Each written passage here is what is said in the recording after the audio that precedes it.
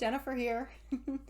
So today I'm going to talk a little bit about the difference between hoarding mentality and a logical, clear mind, both of which I have inside of me, as you likely do too. And the biggest difference in how we approach things is identifying what those differences are before we even get started. And so how I kind of began, and you can see I've got like a dry erase board up here. I've got a few of them around. Oh, accountability. And I actually bought another one here that we'll go through a little bit together because I'm going to be using it for some stuff.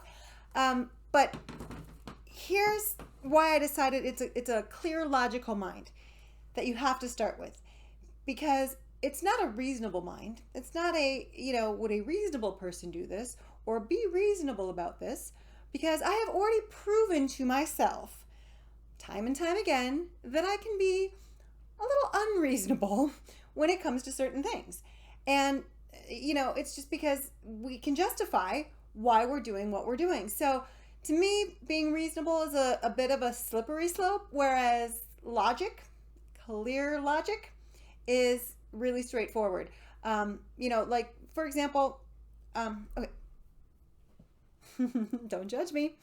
I have this little fish pen still, it's on my office, and the reality of this is, even after I go through the process and determine what my clear logical mind says, and then my hoarding mentality, doesn't mean I'm necessarily getting rid of this. It's not as cut and dry. Different things are, different reasons we do stuff. But, justification, which I like to say is just another word for the lies we tell ourselves, is always going to be there. So, to take an example, let's say from a clear logical perspective, something is broken. It's fact. All right. The justification, on the other hand, is I'm going to fix it. Okay. Clear logic. You haven't fixed it in 5 years. So that kind of thing. And it really, it's funny because the reason I need to write it down and go with it is because I know already that 5 minutes later, 10 minutes later, after I've put my game plan together and I'm like, okay, I'm going in and I am getting rid of things that are broken, or I am not going to hang on to X, Y, Z. My hoarding mentality is going to be right there pretty stinking fast to tell me all the reasons and justifications that that are there. So anyway, that was part of the biggest eye-opener to me, because I already know the answer, and many of you probably do as well.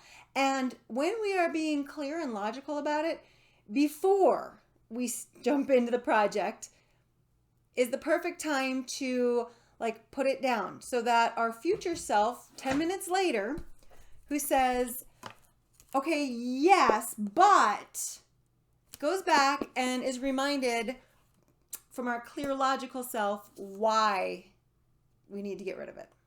So I'm going to go into some really specific things and kind of walk us through the board on some different videos, because there are so many different things. Some people hoard books. Some people hoard stuffed animals. Some people hoard clothes. Everything has its own logic and its own justification. So we're going to go through some stuff and hopefully, bring some clear logic to your next step. It is truly the one thing that gave me a light at the end of my hoarding tunnel. So, all right, we'll talk later.